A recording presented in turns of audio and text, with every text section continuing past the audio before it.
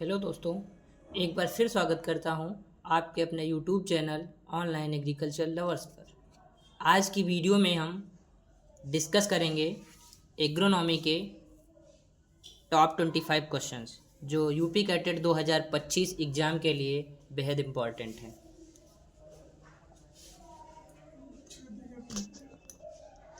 इसमें हमारा पहला क्वेश्चन रहेगा, कैटेट किस तरीके से आपसे क्वेश्चन पूछता है, तो उसमें हम बात करेंगे पहले क्वेश्चन की। तो पहला क्वेश्चन हमारा है,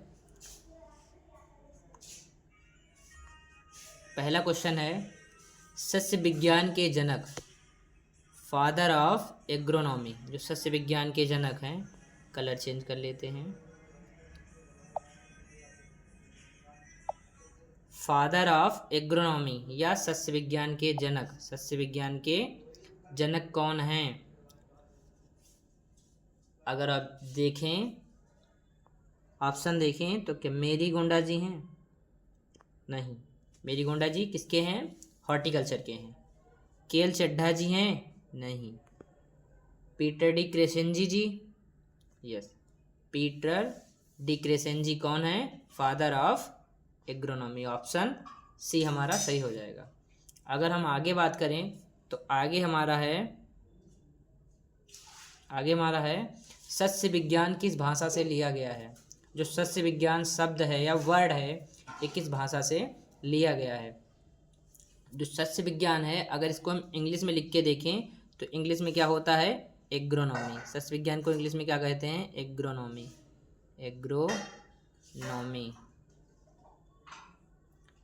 और मैंने पिछली क्लास हमारी पढ़ी होगी वीडियो, जिसमें हमने थ्योरी क्लास में बताया है कि जिन वर्डों के पीछे लास्ट में नॉमी लगा हो, क्या लगा हो? नॉमी लगा हो, या वाई हो, क्या हो? लास्ट में वाई हो, वो सारे वर्ड कैसे होते हैं?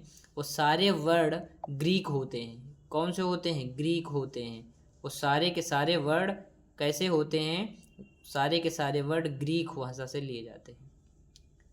एग्रोनॉमी में पीछे नॉमी लगा है। और जिन वर्डों की बात करें आगे, अभी हम बात करेंगे एग्रीकल्चर की, तो उसमें आपको क्लियर हो जाएगा। तो आगे हमारा क्वेश्चन है तीसरे क्वेश्चन की। अगर मैं तीसरे क्वेश्चन की बात करूं तो तीसरा क्वेश्चन है, कृषि विज्ञान शब्द, जो कृषि विज्ञान वर्ड है, किस भाषा से लिया गया है? पहले मैंने एग्रोनॉमी पूछा तो वो हमारा ग्रीक वर्ड था। कौन सा था? ग्रीक वर्ड था।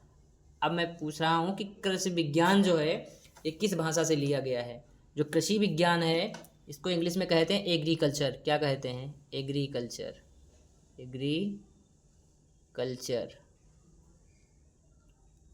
एग्रीकल्चर कहते हैं। तो जिन वर्डों के लास्ट में क्या लगा होता है?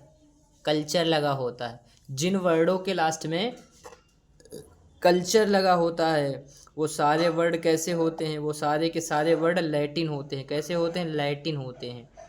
वो सारे के सारे वर्ड लैटिन होते हैं। कैसे होते हैं? लैटिन। तो ऑप्शन ए सही है हमारा। आगे अगर हम बात करें तो गेहूं की फसल में सिंचाई की महत्वपूर्ण अवस्था है।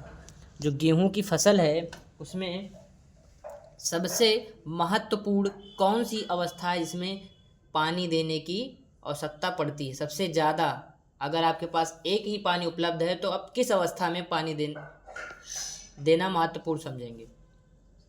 महत्वपूर्ण होता है। तो बात करें दाने बनते समय, या CRI स्टेज, या कल्ले बनते समय, या दाना पकते समय, तो सबसे महत्वपूर्ण इम्पॉर्टेंट है CRI stage, crown root integration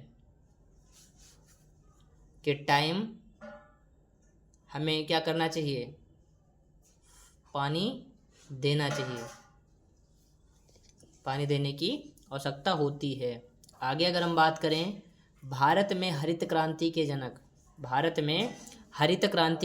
कौन हैं? भारत में हरित क्रांति के जनक, तो बात करें हम ऑप्शन की, तो एनी बोलांग साहब क्या हैं? ये वर्ड के हैं। कहाँ के हैं? वर्ड के हैं। वर्ड में है, ये वर्ड में है। अगर चड्ढा जी की बात करें तो ये फादर ऑफ पोमोलॉजी हैं। क्या हैं? पोमोलॉजी के फादर, पोमोलॉजी। अगर मैं स्वामीनाथन की बात करूं तो ये क्या हैं? स्वामीनाथन की अगर मैं बात करूं तो स्वामीनाथन हरित क्रांति के जनक है। वो भी कहाँ? इंडिया में हरित क्रांति के जनक स्वामीनाथन जी हैं। अगर मैं आगे अगले क्वेश्चंस की बात करूं तो अगला क्वेश्चन हमारा होगा जौ का वनस्पतिक नाम। जौ का वनस्पतिक नाम क्या है? जौ का वनस्पतिक नाम। अगर मैं बात करूं अगले क्वेश्चन की तो हमारा क्वेश्चन है जौ का वनस्पतिक नाम क्या है? अगर ऑप्शंस की बात करूं मैं, ऑप्शंस की बात करूं तो ट्रिटिकम एस्टिवम होगा? नहीं, क्योंकि ट्रिटिकम एस्टिवम किसका है? गेहूं का है। बी ऑप्शन की बात करूं सोरघम बाइकलर, सोरघम बाइकलर होगा क्या? नहीं, क्योंकि ये सोरघम या ज्वार का है। आगे मैं बात करूं सी ऑप्शन की होर्डियम वल्गेयर, होर्डियम वल्गेयर। जो होर्डियम वल्गेयर है ये हमारा जौ का बोटेनिकल नेम है। बोटेनिकल नेम किसका है? जौ का बोटेनिकल नेम है। ये किसका बोटेनिकल नेम है? जौ का, होर्डियम वल्गेयर। आगे मैं अगर बात करूं अगले क्वेश्चन की तो अगला क्वेश्चन हमारा है डेपोक विधि किस फसल से संबंधित है? जो डेपोक विधि है ये किस फसल से संबंधित है? जो डेपोक विधि एक नर्सरी बनाने की विधि है। तो नर्सरी किस फसल में बनाया जाता है? तो आप लोगों को पता होगा डेपोक विधि जो है ये धान में यूज की जाती है। और ये विधि आई कहाँ से थी? तो ये विधि फिलीपींस से आई थी। कहाँ से आई थी? फिलीपींस से आई थी। फिलीपींस, फिलीपींस मनीला से आई थी। फिलीपींस मनीला से आई थी। अगर मैं आगे अगले क्वेश्चन की बात करूं तो अगला क्वेश्चन हमारा होगा सोयाबीन में तेल का प्रतिशत होता है। जो सोयाबीन है, सोयाबीन के दाने में कितने परसेंट तेल पाया जाता है? सोयाबीन के दाने में कितने परसेंट तेल पाया जाता है? प्रोटीन तो सभी लोगों को पता होगा कितने परसेंट प्रोटीन पाई जाती है। सोयाबीन में प्रोटीन आपकी 42% 42% प्रोटीन पाई जाती है। बट यहाँ पूछा जा रहा है तेल का परसेंटेज। तो तेल सोयाबीन में 20% तेल पाया जाता है। कितने परसेंट पाया जाता है? 20%। तो ये हमारा ऑप्शन बी सही हो जाएगा। जो 42% है, 42% ये हमारी क्या है? प्रोटीन है। क्या है? प्रोटीन है। ये हमारी प्रोटीन है 42%। बट हमने यहाँ क्वेश्चन है तेल, तो हम तेल होता है सोयाबीन में 20%। आगे अगर मैं बात करूँ अगले क्वेश्चन की तो अगला क्वेश्चन है मूंगफली में कितने परसेंट प्रोटीन पाई जाती है? जो मूंगफली है उसमें कितने परसेंट प्रोटीन पाई जाती है? अभी मैंने बात की सोयाबीन की, उसमें तेल की बात थी, बट इसमें जो मूंगफली है इसमें हम प्रोटीन की बात कर रहे हैं। तो इसमें प्रोटीन 26% पाई जाती है। कितने परसेंट पाई जाती है? 26% प्रोटीन पाई जाती है मूंगफली के दानों में। मूंगफली के दानों में 26% प्रोटीन पाई जाती है। आगे अगर हम अगले क्वेश्चन की बात करें तो मक्का के नर भाग को कहते हैं। जो मक्का है, मक्का की फसल, इसके नर भाग को कहते हैं। आप लोगों को पता होगा इसमें दो भाग होते हैं, नर और मादा। जो मादा होता है उसको क्या कहते हैं और जो नर होता है, इसमें हमने सिर्फ पूछा गया है इसमें इस क्वेश्चन में कि नर भाग को क्या कहते हैं। तो आप लोगों को पता होना चाहिए। जो सिल्क है, जो सिल्क है ये कौन सा भाग है? ये आपका मादा भाग है। कौन सा भाग है? मादा, मादा या स्त्रीलिंग। टेसल की बात करें अगर हम, टेसल ये हमारा नर भाग है। कौन सा भाग है? टेसल। तो ऑप्शन हमारा बी सही हो जाएगा। ऑप्शन बी सही हो जाएगा। अगर हम इन दोनों ऑप्शनों की बात करूं तो जो सिल्किंग है, ये सिल्किंग है, एक प्रोसेस है। क्या है? प्रोसेस है। क्या प्रोसेस है? सिल्किंग। सिल्क के निकलने की प्रक्रिया को हम सिल्किंग कहते हैं। और जो टेसल है, टेसल के निकलने की प्रक्रिया को हम टेसलिंग कहते हैं। क्या कहते हैं? टेसल के निकलने की क्रिया को हम टेसलिंग कहते हैं, या कहते हैं नर भाग के निकलने की क्रिया को टेसलिंग कहते हैं। आगे अगर मैं बात करूं, अगला क्वेश्चन हमारा है धान में खैरा रोग किसकी कमी से होता है? जो धान की फसल होती है उसमें एक खैरा रोग होता है, वो किस एलिमेंट की कमी से होती है? किस एलिमेंट की कमी होती है तब हमारे खेत में, धान की फसल में खैरा रोग लग जाता है? तो जिंक की कमी से। ऑप्शन बी, जिंक की कमी से खैरा रोग लग जाता है।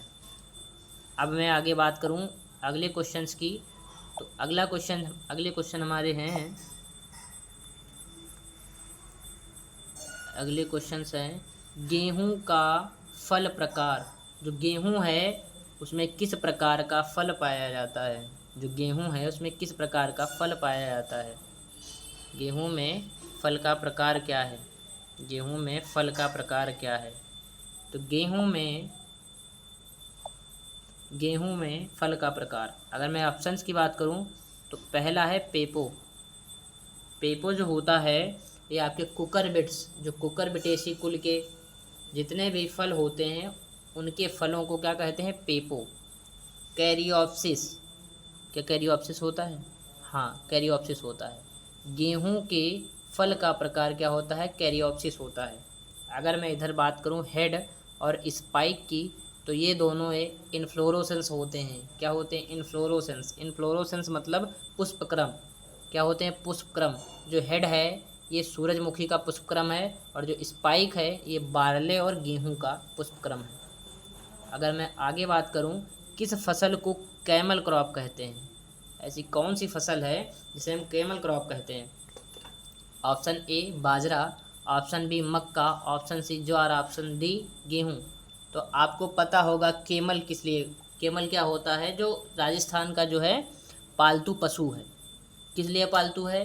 क्योंकि राजस्थान में पानी की कमी है, डिजर्ट रीजन है, वहाँ पर सूखा जैसा माहौल है, तो वहाँ पर केमल पाला जाता है। तो इसका मतलब है जो पानी के बिना भी जीवित रह सके, काफ़ी दिनों तक जीवित रह सके।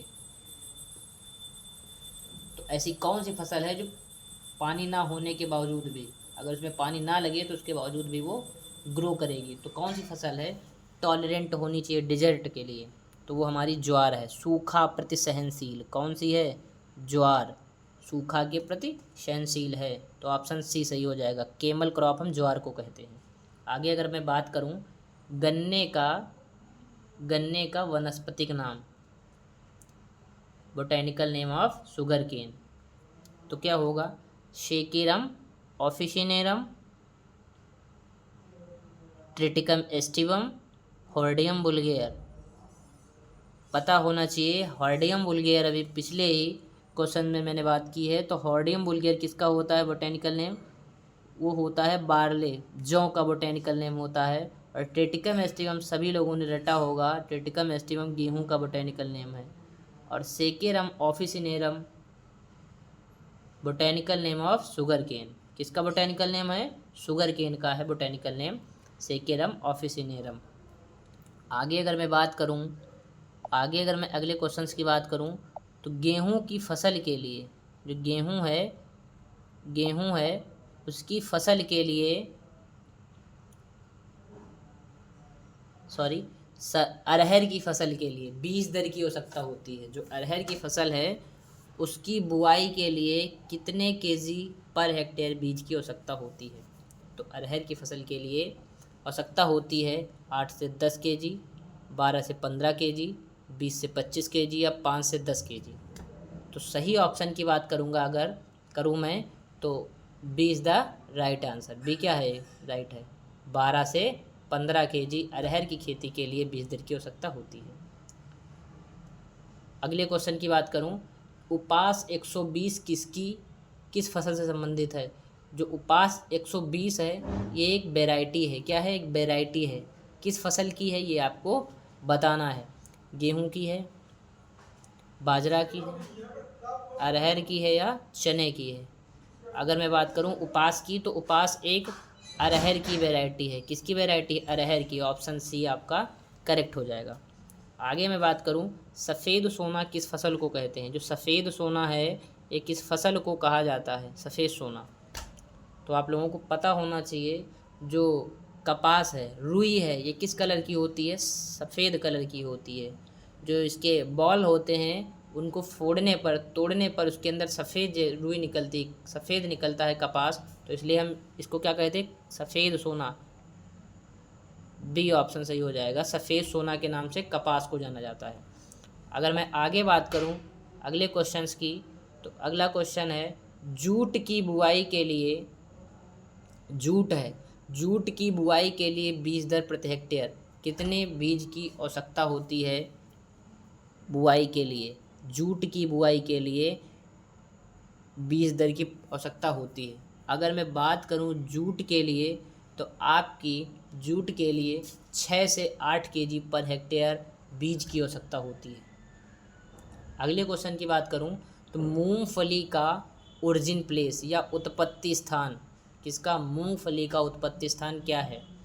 चीन है, भारत है, ब्राज़ील है या अमेरिका है? तो मूंगफली का जो ओरिजिन प्लेस है वो क्या है? ब्राज़ील है। ऑप्शन सी सही हो जाएगा। क्या? Option C, Brazil. आगे अगर मैं बात करूं सोयाबीन की बीज दर, जो सोयाबीन है उसकी फसल के लिए कितने बीज की आवश्यकता होती है? कितने केजी बीज की आवश्यकता होती है पर हेक्टेयर? तो सोयाबीन के लिए वैसे अगर देखा जाए तो एक्चुअल में 75 केजी पर हेक्टेयर होती है, 75 केजी। बट इससे मिलता जुलता जो भी ऑप्शन होगा हम उसे टिक करेंगे। इससे मिलता जुलता कौन है? 70 से 80 केजी। कितना? 70 से 80 केजी पर हेक्टेयर बीज की आवश्यकता होती है सोयाबीन की खेती के लिए। अगले क्वेश्चन की अगर मैं बात करूं, अगले क्वेश्चन की मैं अगर बात करूं तो अगला क्वेश्चन हमारा है, अगला क्वेश्चन है सूरजमुखी फसल के लिए आवश्यक बीज दर कितनी होनी चाहिए? सूरजमुखी फसल की बुआई के लिए आवश्यक बीज दर, कितनी बीज दर की आवश्यकता होती है सूरजमुखी की फसल के लिए? तो होती है 8 से 10 केजी। कितनी होती है? 8 से 10 केजी बीज दर की आवश्यकता होती है। सूरजमुखी की फसल की बीज दर की आवश्यकता होती है 8 से 10 केजी। काबुली चना में गुणसूत्र संख्या होती है, क्रोमोसोम नंबर ऑफ काबुली चना या काबुली ग्राम बात करें तो उसमें क्रोमोसोम नंबर या गुणसूत्र कितने होते हैं? तो देसी चने की अगर बात करें तो देसी ग्राम में हमारे 14 क्रोमोसोम होते हैं। कितने क्रोमोसोम होते हैं? 14। ये कौन सा होता है? देसी चना। कैसा होता है? देसी। देसी में 14 होते हैं। अगर मैं काबुली की बात करूं, जिसको आप लोग छोला भी कहते हैं, बड़ा होता है, सफ़ेद कलर का होता है, जिसको छोला भी कहा जाता है, तो वो काबुली चना होता है। वो हम उसमें क्रोमोसोम नंबर 16 होते हैं। कितने क्रोमोसोम नंबर होते हैं? 16। तो ऑप्शन हमारा B is right answer. B क्या है? बी राइट हो जाएगा। बी क्या हो जाएगा? बी राइट हो जाएगा। बी ऑप्शन राइट हो जाएगा। क्रोमोसोम नंबर कितने हैं इसमें? 16 है। आगे बात करें, ज्वार की पहली हाइब्रिड प्रजाति ज्वार की है, सबसे पहली जो हाइब्रिड किस्म है, वैरायटी है, वो कौन सी है? अगर मैं ऑप्शन की बात करूं तो इसमें ए है CH9। जो CH9 है एक वैरायटी है ज्वार की, वो भी डिज़र्ट एंड सैलिनिटी से टॉलरेंट है। किसके लिए टॉलरेंट है? डिज़र्ट और सैलिनिटी के लिए टॉलरेंट है। काफिर भी एक वैरायटी है किसी की, किसकी है? ज्वार की वैरायटी है। CH1 जो है ये ज्वार की पहली हाइब्रिड वैरायटी है। तो ऑप्शन सी आपका सही हो जाएगा। धुर्रा जो है, धुर्रा, ये भी एक किसकी वैरायटी है? ज्वार की ही वैरायटी है। बट हमारा ऑप्शन अगर देखा जाए तो ऑप्शन सी सही है। CSH1 is a hybrid variety of सोरघम। अगर अगले क्वेश्चन की बात करें और हमारा इसमें लास्ट होगा और 25वां जो क्वेश्चन होगा, 25वां क्वेश्चन होगा, वो मैं आपसे करूँगा और आप लोगों को कमेंट में उसका आंसर बताना है। अगला क्वेश्चन है, धान में प्रयोग किया जाने वाला जैविक उर्वरक, जो धान की फसल है उसमें जैविक उर्वरक कौन सा प्रयोग किया जाता है? जैसे एजिप्टोबैक्टर है, ये सारे क्या हैं? जैव उर्वरक हैं। इजोला है, राइजोबियम जपोनिकम, राइजोबियम कल्चर है जो यूज किए जाते हैं। तो अगर मैं बात करूं ब्लू ग्रीन एल्गी है, ये सारे जो जैविक उर्वरक हैं, बायो फर्टिलाइज़र्स हैं, ये यूज किए जाते हैं। तो धान की फसल में कौन सा फर्टिलाइज़र यूज किया जाता है? एजिप्टोबैक्टर यूज किया जाता है? नहीं, क्योंकि ये किसकी फसल में यूज किया जाता है? ये व्हीट की फसल में यूज किया जाता है। किसमें? व्हीट, गेहूँ में यूज किया जाता है। इजोला की बात करूँ तो इजोला इज़ अ राइट आंसर। इजोला यूज किया जाता है किसमें? धान के खेती में इजोला बायो फर्टिलाइज़र यूज किया जाता है। जो राइजोबियम जपोनिका में के कल्चर है ये जो है सोयाबीन की खेती में यूज करते हैं। तो हमारा लास्ट क्वेश्चन रहेगा आप लोगों से, जिसका आंसर आप लोगों को कमेंट बॉक्स में बताना है। 25वां क्वेश्चन आपका रहेगा, इसका आंसर आप लोगों को कमेंट बॉक्स में बताना है। क्वेश्चन है गेहूं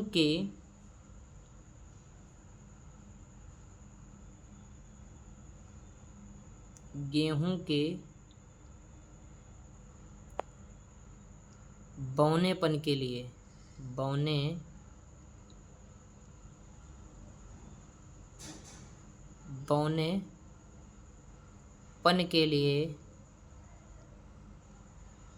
बौनेपन के लिए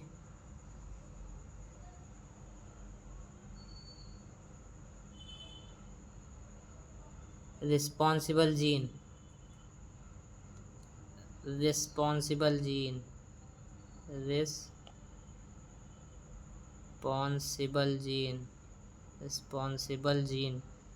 कौन सा जीन है जो गेहूं के बौनेपन के लिए रिस्पॉन्सिबल है? ये इस क्वेश्चन का आंसर आप लोगों को कमेंट बॉक्स में बताना है। वीडियो अच्छी लगी हो तो वीडियो को लाइक करें, और इसी तरह आप लोगों को लगातार 20 क्वेश्चंस, 25 क्वेश्चन, 50 क्वेश्चंस आप लोगों को कराए जाएंगे, क्योंकि कैटेड का एग्ज़ाम बहुत ही नज़दीक आ गया है। अपनी तैयारी को इसी तरह धार देते रहें, और आप लोगों की जो भी प्रॉब्लम आप लोगों को हो रही है तो आप लोग कमेंट बॉक्स में बता सकते हैं। थैंक यू, मिलते हैं अगली वीडियो के साथ।